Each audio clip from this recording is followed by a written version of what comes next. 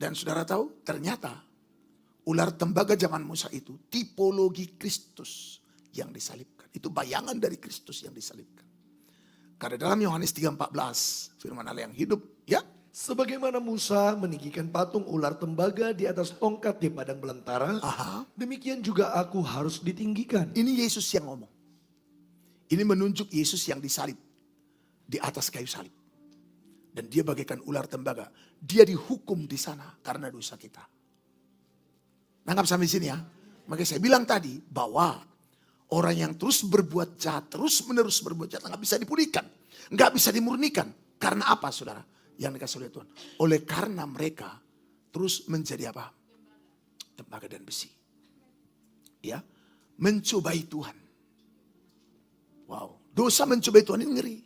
Ini bukan hanya bicara tentang mencobai biasa, tapi ini hati yang menantang, hati yang meragukan Tuhan, dan hati yang mencoba memaksa Tuhan untuk melakukan yang kita mau. Jahat sekali itu. Haleluya. Lalu ayat 15 berkata, supaya barang siapa yang percaya kepada aku akan memperoleh hidup yang kekal. Saudara, Kristus yang tidak mengenal dosa dijadikannya menjadi dosa. Next. Ya. Dan dalam 2 Korintus 5:21, ya. Dia yang tidak mengenal dosa telah dibuatnya menjadi dosa karena kita. Ya. Supaya dalam dia kita dibenarkan oleh Allah. Yes. Jadi ular tembaga yang dibuat Musa di padang gurun itu menggambarkan Kristus. Dan ular tembaga itu gambaran daripada Kristus yang dihukum di kayu salib. Kutuk dosa. Wow. Dan itu harus dihukum. Makanya kalau sampai orang dosanya sudah dosa bagaikan tembaga besi, penghukuman sudah. Karena apa? Kalau udah dosanya dosa tembaga dan besi, itu berarti gak ada pengampunan lagi. Kenapa? Ini dosa mencobai Tuhan. Makanya tadi itu mati semua kan. Datanglah yang belum mati. Yang mungkin setengah hati mengikuti yang sudah pada mati itu. Kami sudah berdosa Musa, berdoalah untuk kami. Supaya dijauhkannya dari kami. Coba pertanyaannya, dari mana itu ular tiba-tiba berdatangan? Di mana para ular itu selama ini? Kenapa tidak ada yang memagut mereka? Kenapa pas mereka mencoba Tuhan itu bermunculan? Itu. Sama. Jadi jangan bilang kenapa? Ini karena datang ular makanya aku dipagut. Tunggu dulu, ularnya datang karena apa? Karena ada tembaga dan besimu. Kau gak bisa dimurnikan. Udah pun diizinkan Tuhan banyak masalah di hidupmu. Udah sangat menderita kali kau pun gak bisa hatimu murni. Gak bisa kau jadikan Tuhan penolong satu-satunya di hidupmu. Banyak kali juru selamatmu. Paham apa yang disampaikan ini? Tuhan berkemurahan bagi kita. Haleluya. Waspada dengan dosa mencobai Tuhan ini. Padang gurun itu bukan kutuk bagi kita. Tapi itu adalah masa kita dimurnikan. Haleluya. Jadi kalau kau sekarang banyak masalah dalam hidupmu, yang penting jangan tembaga besi dulu. Selama belum tembaga besi. Karena kalau udah tembaga besi, udah pasti mati. Kalau kau masih punya hati, cobalah tanggalkan ketopong Goliatmu itu. Biar jangan lagi keras kepala. Haleluya. Tanggalkan. Coba belajar legowo gitu loh. Belajar nyerah. Lagi sengsara, Tuhan mau apa? Oke. Ikuti ngalir dulu. Jangan bersungut. Aku gak bisa terima aku kekurangan. Aku gak bisa terima aku diperlakukan kayak gitu. Aku gak bisa terima aku diselingkuhin. Aku gak bisa terima. Mau bilang apa udah terjadi? Loh betul gak? Ya dulu aku gak berharap. Aku dulu kupikir dia setia. Tapi ternyata merdua holong. Udah terjadi. Gak perlu kau teriak. Nah hurip pun itu. Setia hosaleleng. Sudah terjadi. Kalau udah terjadi mau bilang apa lagi kau? Jangan bilang enggak. Sampai mati gak bisa aku terima. Tembaga dan besi. Masa aku dipermalukan depan umum? Di mana harga diriku? Padahal aku tahu yang besarin dia aku. Yang buat dia sarjana aku. Semua aku relakan demi dia. Padahal sebenarnya bukan anak kandungku dia. Tapi lihat sekarang aku dikhianati. Rekeningku semua dibobol. Sakitnya nih, sampai mati. Takkan kuampuni kau, besi tembaga. Pak, kalau yang lain yang hianati aku, biasanya kuampuni Pak. Kalau tetangga yang jelek-jelekin aku, aku anggap angin lalunya itu Pak. Tapi ini Pak, mertuaku Pak. Padahal aku yang siang malam jagain dia Pak. Malah dijelek-jelekan aku lagi ke keluarga besar. Sampai akhirnya tidak masuk lagi kami daftar pewaris.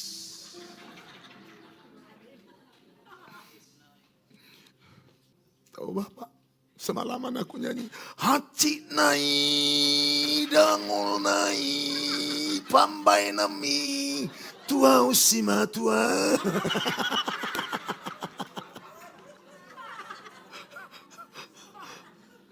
Tembaga besi. Aku ya, kalau orang-orang gak bertobat jolimin aku, gak ada masalah. Tapi ini teman pendoa, pelayan gereja, yang kalau kata Pak Gib, kalau bahasa roti yang pun bengkok. Tapi kayak gitulah kuatnya berbahasa roh, kayak gitulah hancurnya hati. Enggak datang lagi aku ke gereja itu. Tembaga besi.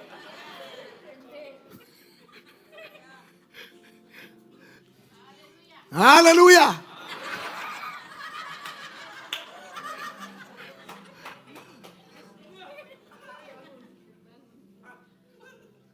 Tahu Bapak, itu lagi. Banyak kan yang curhat ini. Banyak kan yang curhat. Kalau perempuan lain yang jadi selingkuhan suamiku, aku mungkin bisa terima Pak. Tapi Bapak tahu, adik kandung.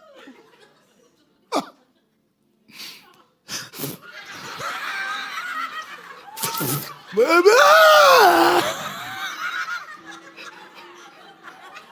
nggak usah pakai, biasa aja.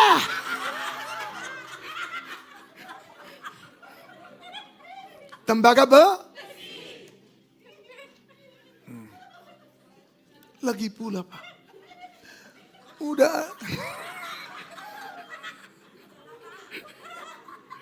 Lagi pula, udah adik kandungku pula jadi selingkuhannya. Setuju pula mertuaku. La ilaha illallah. Itu benar isi tak Pak, isi tak. Makanya aku isi tak, aku mau lebih gue. Aduh darah Yesus. Tembaga? Dan kalau udah terjadi mau bilang apa? Iya kan? Sekarang udah terjadi, terus mau apa? Di bawah sakit hati, makin hancur hidupmu. Mau terus direnungkan siang dan malam, mati muda kau. Kena kanker kau nanti. Kepahitan, gak bisa tidur kau. Insomnia. Iya kan? Terus gimana dong Pak? Sungai Yabok. Sungai Yabok. Di tepi Sungai Yabok. Kita bergumul sama Tuhan. Supaya terbit fajar. Agar kita berkata Peniel. Aku melihat Tuhan. Dan aku kuat tertolong. Masalah masih ada. Tapi hati penuh dengan damai sejahtera. Suami masih sama kuntilanak. Tapi senyum terus menghias di wajah. Haleluya. Pak, kalau aku bukan suami, istriku Pak dibawa induk kuntilanak. Apa boleh buat? Udah terjadi. Karena sekarang juga banyak istri yang sama anak kuntil. Iya kan? Apabila apa mau dibuat? Udah terjadi. Udah. Tepi Sungai Yabok. Seperti Yakub lah kita bergumul dengan Tuhan. Sampai kita katakan Peniel. Kita melihat Tuhan. Penolongku hanyalah dirimu. Penghiburku hanya Engkau Bapakku. Selalu menyertai hidupku. Kau Bapakku yang setia. Wah, tetangga-tetangga kita tahu masalah kita. Gitu kita keluar dari tepi Sungai Yabok. Dan karena kita sudah bilang ini Peniel. Kita buka pintu rumah, tetangga pada nunggu semua. Yang udah minum baygonya dia. Udah kayak mana? Tapi tengoknya kita, Shalom. Haleluya saudaraku. Ada sukacita. Kaget mereka semua. Yesus ajaib, Tuhanku ajaib. Haleluya. Katanya haleluya. Kok bisa kau kayak gitu? Tadi aku ketemu Peniel. Aku berhadap-hadapan dengan Tuhan. Dan aku berada di tepi sungai Yabok. Kayak Yakub bapakku. Haleluya. Tepuk tanganlah yang meriah buat Tuhan kita. Haleluya. Katakan haleluya. Itu dia. Yang kedua. Apa yang membuat orang terus berbuat jahat? Yang pertama tadi apa? Mencobai Tuhan. Yang kedua, sengaja berbuat dosa. Bilangan 15:30 main cepat, ya. Tetapi orang yang berbuat sesuatu dengan sengaja, Ya, maksudnya berbuat dosa kalau kita lihat konteks ayat ini, terus baik orang Israel asli, baik orang asing, Terus? orang itu menjadi penista Tuhan. ya, kalau sengaja itu jadi penista Tuhan, terus Ia harus dilenyapkan dari tengah-tengah bangsanya. harus dilenyapkan. Oke, 31, ya. Sebab ia telah memandang hina terhadap firman Tuhan dan merombak perintahnya. Terus, Pastilah orang itu dilenyapkan, kesalahannya akan tertimpa atasnya. wah, itu kan perjanjian lama, Pak. Apa sekeras itu, sengeri itu. Kita lihat sekarang. Contoh orang yang menghina, menista firman Tuhan dalam perjanjian baru. Ibrani 10:26. Ya, Sebab jika kita sengaja berbuat dosa, ini Ibrani. Jika kita sengaja berbuat dosa, sesudah memperoleh pengetahuan tentang kebenaran, ya, maka terus tidak ada lagi korban untuk menghapus dosa itu. gak ada lagi korban. Kalau sengaja lagi.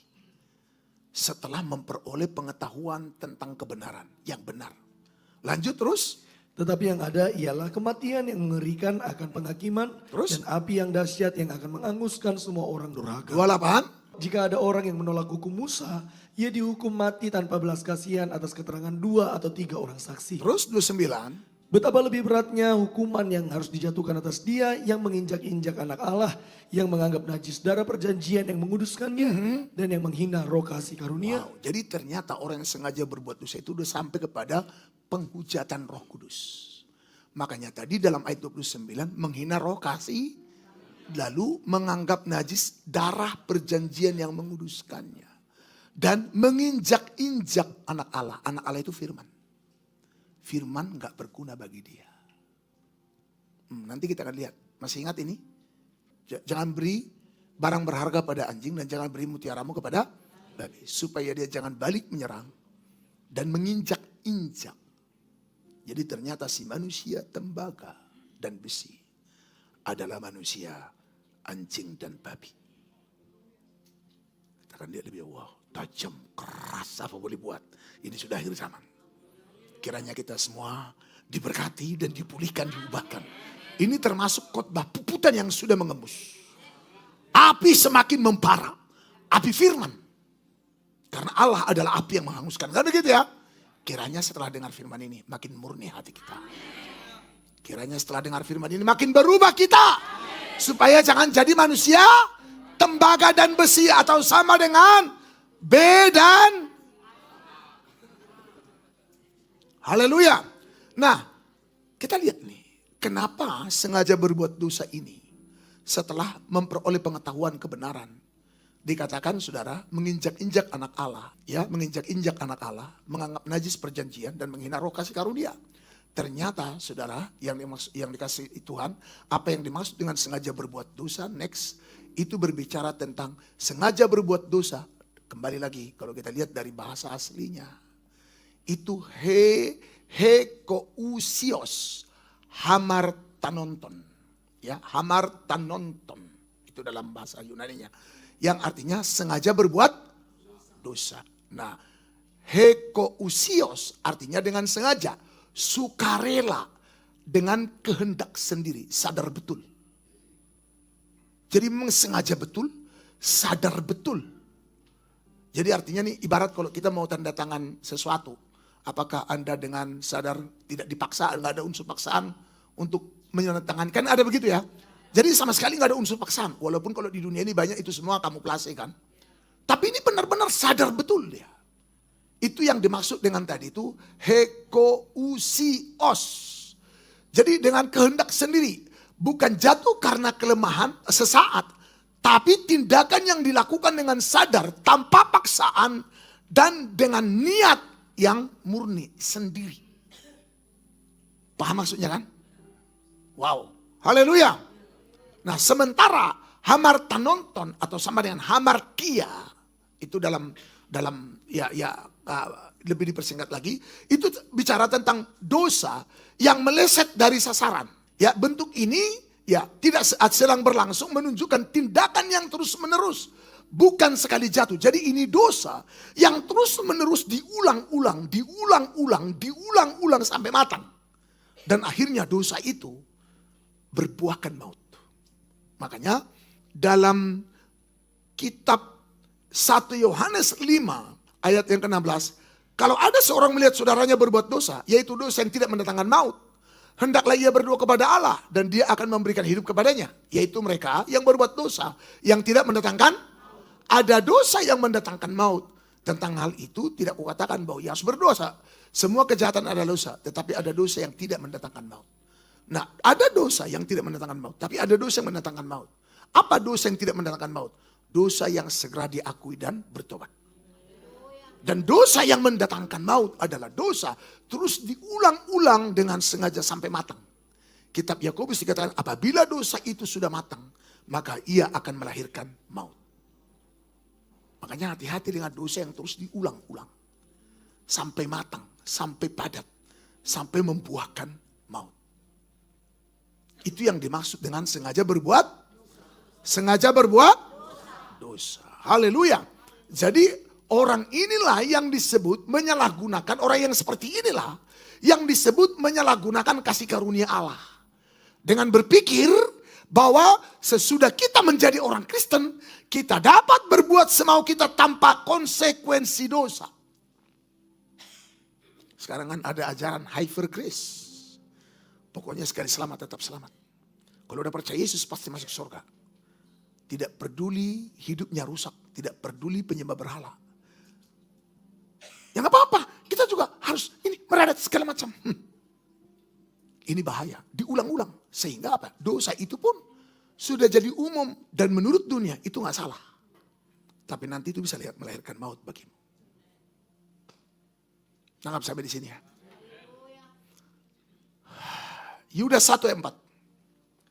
Sebab ternyata ada orang tertentu yang telah masuk menyelusup di tengah-tengah kamu. Ya. Yaitu orang-orang yang telah lama ditentukan untuk dihukum. Siapa mereka?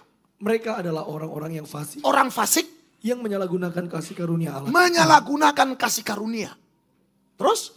Untuk melampiaskan hawa nafsu mereka. Ya untuk melampiaskan apa? Hawa nafsunya. Terus? Dan yang menyangkal satu-satunya penguasa dan Tuhan kita Yesus Kristus. Mereka menyangkali ketuhanan Kristus di hidupnya. Mulutnya sih percaya. Tapi dalam sehari-hari mereka menyangkali kuasa Tuhan menuntun hidupnya. Mereka menyangkali firman menentukan setiap langkahnya. Kalau mulut jagonya selalunya bilang Yesus Tuhanku. Nyanyinya Yesus Tuhan penebus. Itu mulut, mutsung.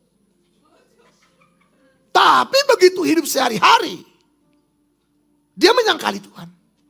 Dia menyangkali firman. Dia menyangkali Roh Kudus. Dia tetap mengenakan ketopong tembaga Goliat. Gak mau tunduk pada firman. Tidak mau dipimpin Roh Kudus. Pokoknya ya karena memang aku tulang punggung ya. Dan harus ini, dan aku harus ini. Dia gak mau tahu dengan apa yang Tuhan mau. Itu menyangkali Tuhan loh. Mulut kita boleh 1000 kali bilang Yesus dalam 1 menit. Sebenarnya gak mungkin kan. Tapi kalaupun mungkin, gak ada gunanya. Kalau ternyata langkah-langkahmu bukan Tuhan yang ngatur. Dan kalaupun kau sukses menurut dunia ini, ya kau hanya jadi Goliat. Karena bagi Filistin pun Goliat itu orang hebat. Bagi Filistin itu Goliat itu pahlawan. Bagi Filistin Goliat itu pendekar. Bagi Filistin Goliat itu figur yang harus diteladani, dihormati, dan diikuti. Betul gak? Tapi dia adalah orang terkutuk yang terhukum. Mau pilih mana hidup ini? Sudah sering saudara dengar khotbah kayak begini? Ya iyalah, orang aku juga baru ini. Haleluya. Haleluya. Kita bersyukur saudara. Kita dapat puputan api yang panas seperti ini. Kenapa harus keras firman itu? Biar murni. Biar jangan jadi manusia tembaga dan besi dirimu. Biar kau bisa menghargai korban Kristus. Jangan sampai menghina roh kasih karunia. Jangan menista firman. Amin saudara. Jadi gak bisa hidup semau-mau kita lagi. Hidupmu bukan milikmu sendiri lagi. Tapi milik Dia yang telah menebus engkau. Amin saudara. Menyalahgunakan kasih karunia Allah untuk melampiaskan hawa nafsu. Dan menyangkal satu-satunya penguasa dan Tuhan kita Yesus Kristus. Kita lihat dari firman Allah yang hidup. Lanjut ya. Ini saya katakan karena ada beberapa guru yang tidak mengenal Allah menyelinap di antara saudara sekalian. Ya. Dan mengatakan bahwa sesudah kita menjadi orang Kristen, Sesudah kita jadi Kristen. kita dapat berbuat semau kita tanpa takut akan hukuman Allah. Gila gak nih? Ini yang diajarkan selama ini di gereja. Makanya gak jelas mereka beritakan hukuman Allah kayak apa. Jadi kita bisa semua. Bisa meradat, bisa. Bisa datang berdoa ke kuburan, bisa. Bisa makan darah, bisa. Karena kasih Kristus lebih besar daripada dosa kita katanya. Karena Kristus sudah mati untuk dosa masa lalu, masa kini, dan masa yang akan datang. Ini penyesatan, betul memang. Yesus udah mati untuk dosa yang akan datang. Tapi kalau kau sengaja berbuat dosa, dengan murni, dan tidak mau tunduk pada roh dan firman-Nya, itu berarti kau menolak kasih karunia. Dan menyangkal satu-satunya penguasa, yaitu Tuhan kita Yesus Kristus. Ini harus jelas. Kekristenan selama ini, mohon maaf ya, kalau kita bilang ya, Kristen palsunya. Ya, Kristen palsunya. Abal-abalnya kita selama ini. Cuma itulah kelebihan kita. Udah pun abal-abal, merasa original. Itulah kelebihan kita. Udah pun jelas neraka tujuannya, tapi merasa pemilik surga. Itulah kelebihan banyak orang Kristen turunan. Termasuk kayak kita inilah. Ya kiranya lah dengan api yang panas ini, kita pulang dari gereja ini, semua tembaga dan besi lenyap. Kita menjadi anak-anak Tuhan yang hidup dibenarkan. Karena kita sudah melihat jadi kepada ular tembaga yang ada di kayu salib, itulah Kristus. Sehingga kita semua tidak lagi meroleh hukuman, kutukan dan hukuman. Tapi kita pulang dari sini menjadi orang yang diberkati oleh Tuhan. Jadi sengaja berbuat dosa adalah berbalik dari kebenaran kepada kecemaran dunia dan menikmatinya. Jadi orang yang sudah pernah benar-benar lahir baru, tapi balik lagi ke dunia, benar-benar menikmati suara Tuhan di dalam batinnya dimatikan untuk membawa dia kembali. Kalau dia begini, tembaga dan besi, menginjak-injak anak Allah, firman, sama dengan babi dan anjing. Kita lihat itu nanti. 2 Petrus 2 ayat 20 ini sekarang kita lihat. Ya. Sebab jika mereka oleh pengenalan mereka akan Tuhan dan Juru Selamat kita Yesus Kristus telah melepaskan diri dari kecemaran dunia. Terus? Tetapi terlibat lagi di dalamnya. Maka akhirnya keadaan mereka lebih buruk daripada yang semula. Ya, keadaannya lebih buruk sebelum dia bertobat. Ada banyak anak Tuhan. Akhirnya setelah dia menjadi anak Tuhan dan bertobat lahir baru penuh Roh Kudus. Hidupnya lebih buruk sebelum dia bertobat. Karena apa? Murtad lagi. Bahkan jadi penghujat kelas kakap. Ada orang yang udah pernah dipenuhi Roh Kudus, tapi akhirnya murtad lagi. Dia jadi penghujat. Termasuk penghujat bahasa roh. Ada orang penghujat bahasa roh. Dulu juga aku pernah penuh Roh Kudus, pernah aku berbahasa roh. Tapi gini, terakhir dia menghujat. Ada juga penghujat karena gak pernah ngalami. Ini ngeri saudara. Terus perhatikan, orang yang sudah pernah bebas dari kecemaran-kecemaran dunia, tapi terlibat lagi di dalamnya, keadaan mereka lebih. Makanya selalu Tuhan Yesus bilang apa kalau orang sudah disembuhkan? Jangan berbuat dosa lagi, supaya jangan datang kepadamu yang lebih buruk. Makanya ada orang bilang, udah didoakan hari itu katanya sembuh, tapi kenapa sekarang makin parah dari yang pertama? Habis setelah sembuh kau murtad. Bukankah hari itu udah didoakan, katanya udah sembuh, udah bisa jalan. Bahkan dibuat lagi gini. Tapi kenapa gini lagi? Masalahnya kamu gak bertobat. Sama dengan Korazim, Betsaida, Kapernaum. Lebih buruk dosa mereka daripada Sodom dan Gomora. Kan begitu kata Alkitab. Mendingan nggak pernah terjadi mujizat di Kapernaum, di Betsaida dan juga di Kapernaum. Mendingan nggak pernah terjadi mujizat di Korazim. Mendingan nggak pernah daripada banyak mujizat tapi nggak bertobat. Ternyata dosa mereka lebih jahat dari Sodom dan Gomora. Haleluya. Terus lanjut 22. Bagi mereka cocok apa yang dikatakan peribahasa yang benar ini. Anjing kembali lagi ke muntahnya dan babi yang mandi kembali lagi ke kubangannya. Ini yang sengaja berbuat dosa tadi. Tembaga dan yang pertama tadi tidak mau dimurnikan, tidak bisa dimurnikan. Tembaga dan besi. Sekarang tembaga dan besi yang kedua sengaja berbuat dosa. Langsung disebut mereka bagaikan anjing dan babi. Anjing kembali ke muntahnya, babi kembali lagi ke.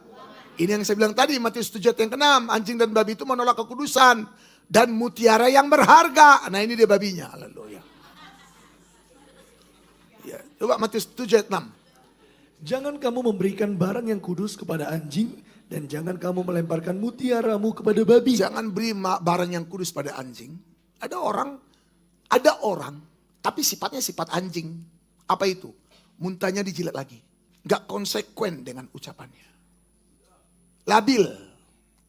Balik lagi ke kubangan. Sama kayak babi sama.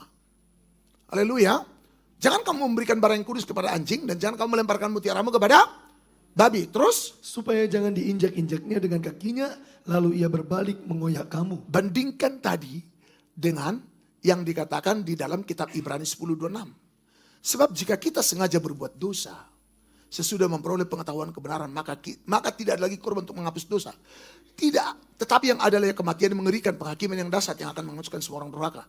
Jika orang menolak hukum Musa, ia dihukum mati tanpa belas kasihan, keterangan 2-3 orang saksi. Ayat 29, betapa lebih beratnya hukuman yang dijatuhkan atas dia, yang menginjak-injak anak Allah, yang menganggap najis darah perjanjian yang menguduskannya, yang menghina roh kasih karunia. Ternyata dia yang menghina roh kasih karunia itu adalah yang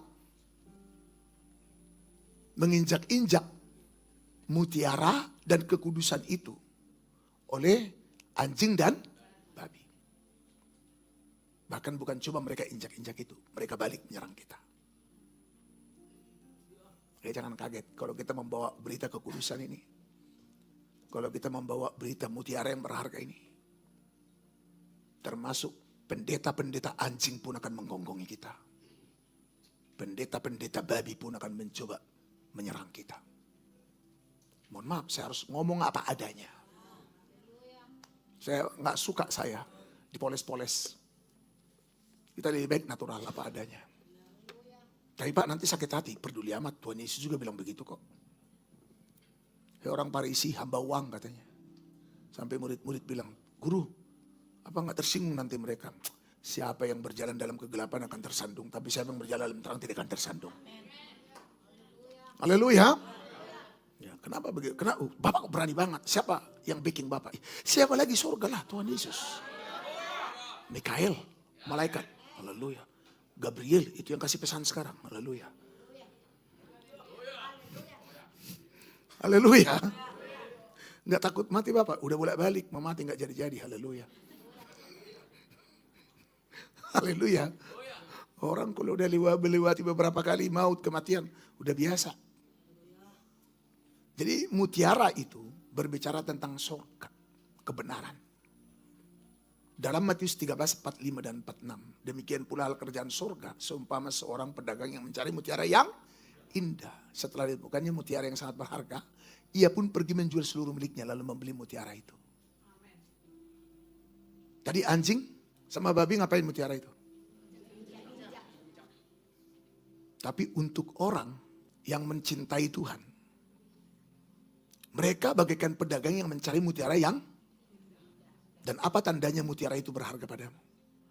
Kau tidak sayang melepaskan apapun yang ada padamu yang dahulu. Kalau kau masih susah melepas apa yang menjadi kebanggaanmu, apa yang menjadi kesukaanmu, apa yang menjadi kegemaranmu, hobimu yang dulu susah kau lepas. Termasuk kebiasaanmu, adat istiadatmu. Susah kau lepas. Tadi apa katanya? Ya manusia tembaga dan besi. Terus dalam kitab 2 Petrus Pak, pas sekali ayat itu. Tapi janganlah terlalu gitu kali. Nggak bisa. Nggak bisa terlalu gitu kali. Harus. Karena peputan harus mengembus. Karena kalau saudara nggak bisa lagi dimurnikan sekarang, kapan lagi? Waktu sudah makin singkat. Tuhan datang kembali. Katakan haleluya. Yes, katakan yes. Apa tandanya orang kalau sudah benar-benar kalau menghargai mutiara itu dan kekudusan hidup itu? Tidak segan menjual semua apa yang ada padanya. Untuk membeli mutiara yang berharga itu. Artinya apa? Bagi dia, mutiara yang berharga itulah harta terindah di hidupnya. Dan mutiara yang berharga itulah kerajaan surga, firman, Roh Kudus. Dia nggak mau. Dia paling takut kalau sampai kehilangan hadirat Allah.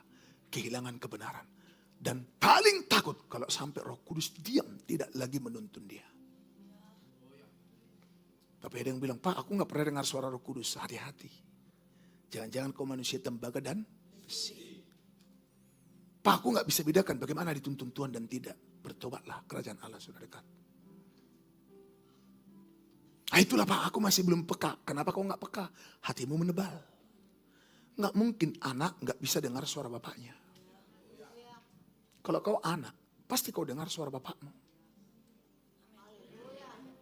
Amin saudara. Justru anak itu gak bisa jauh dari bapak. Dia harus bersama dengan bapaknya. Kalau jauh, jadi anak yang hilang kan. Kembali lagi dia kemana? Kandang babi kan. Kembali lagi nih ke babi lagi nih. Ngeri nih manusia tembaga dan besi ini. Haleluya. Yang ketiga, menolak panggilan dan proses Tuhan. Amsal 29 ayat pertama, ya. Siapa bersih tegang leher, walaupun telah mendapat teguran. Bersih tegang leher, karena tembaga lehernya. Ya, terus.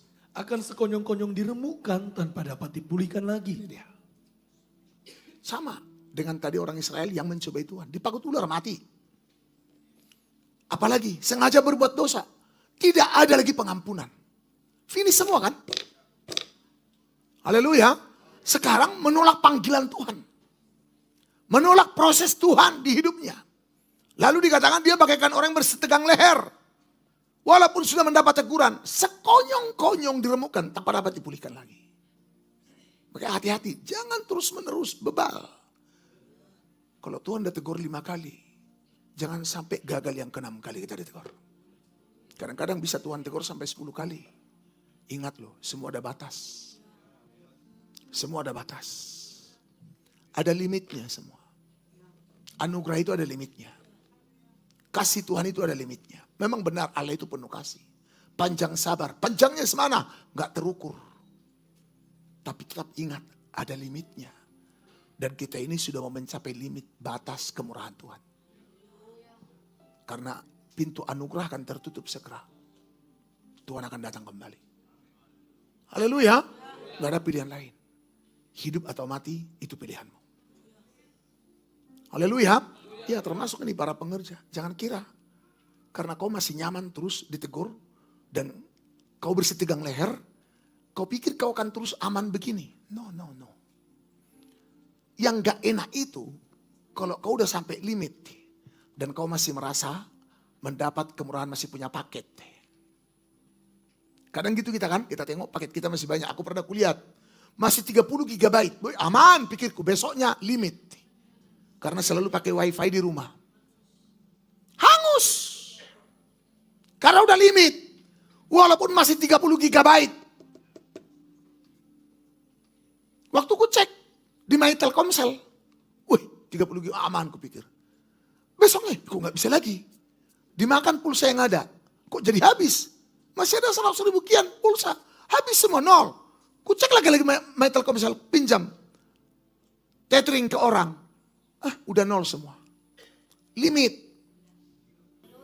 Teguran itu memang tidak menyenangkan ya. Dan tetap termasuk sangat menyedihkan. Ya gak apa-apa. Emang teguran itu gak menyenangkan dan menyedihkan kan. Ibrani 11 ayat 21. Nah ini nih. Itulah yang ditegur itu.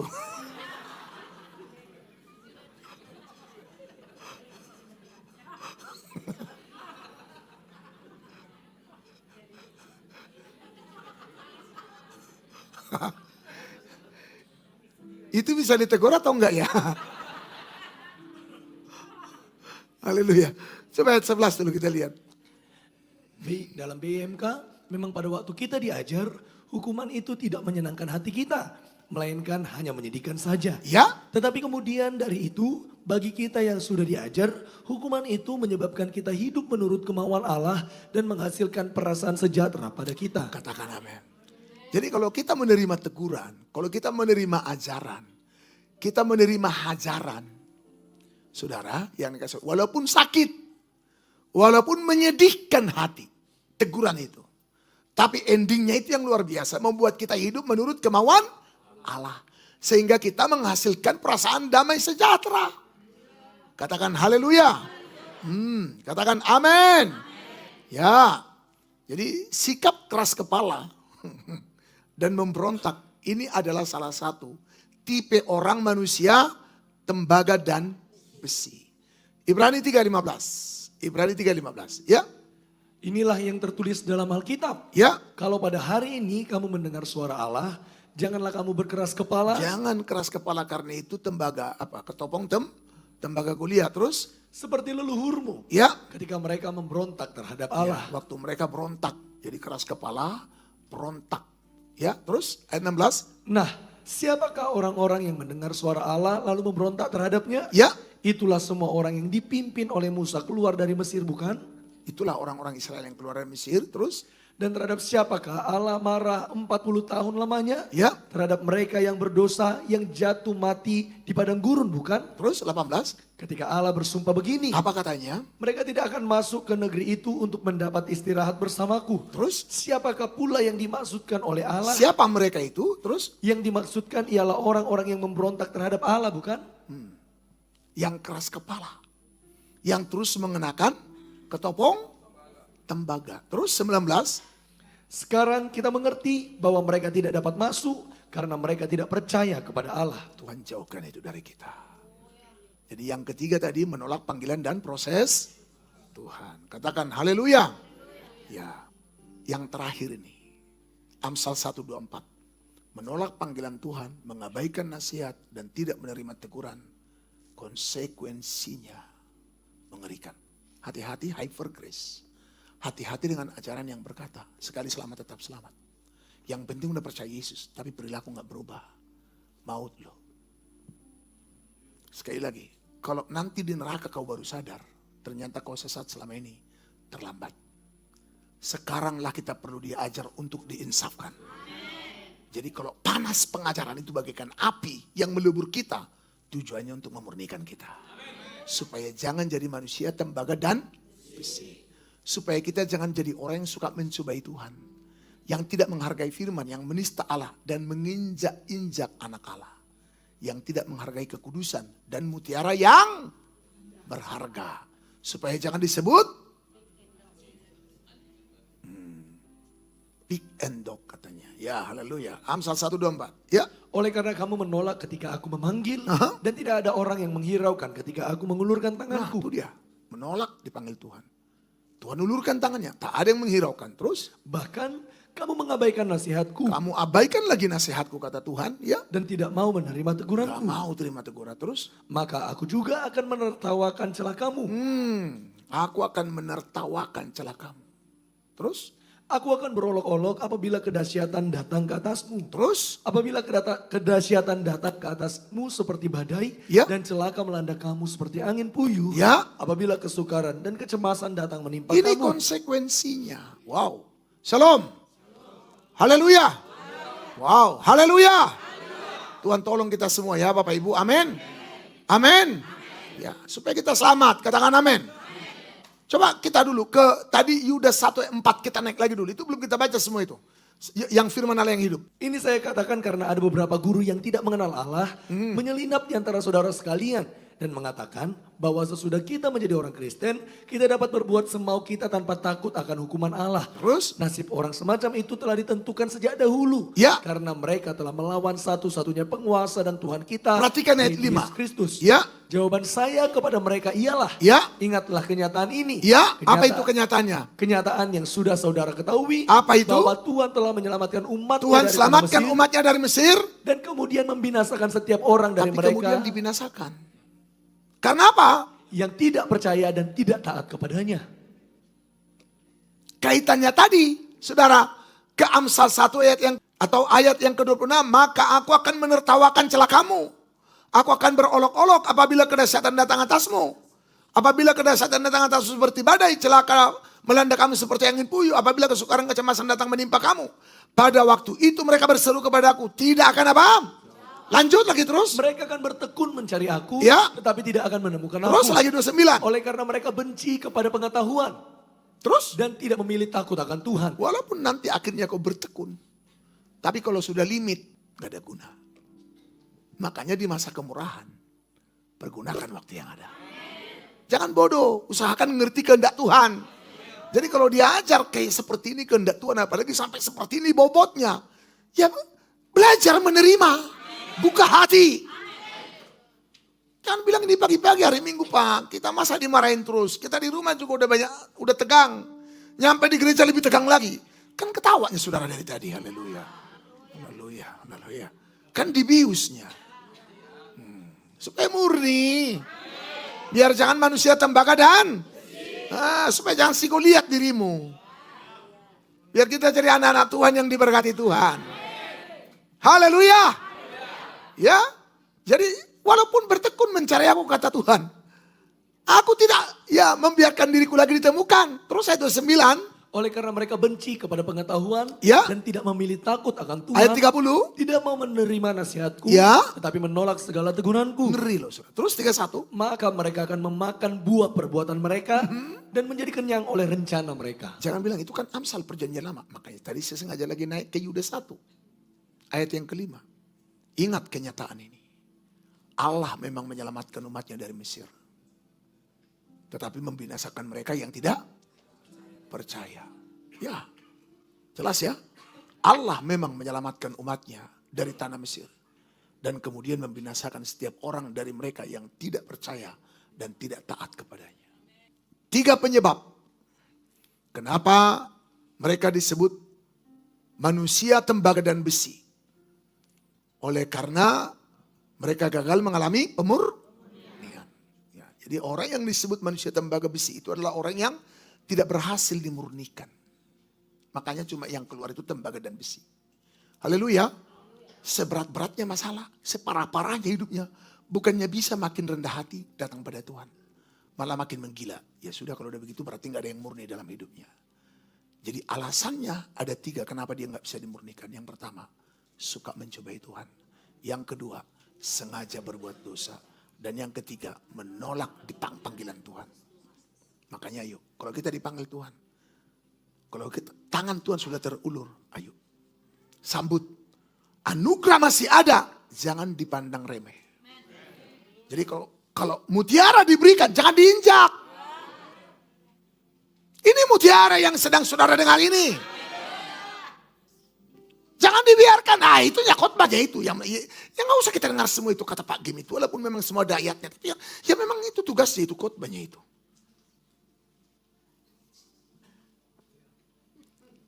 Manusia apa kayak gitu tadi? Tembaga dulu dan besi. Iya kan? Dan tembaga dan besi sama dengan? Bilang anjing.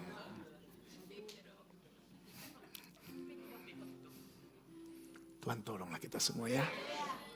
Haleluya.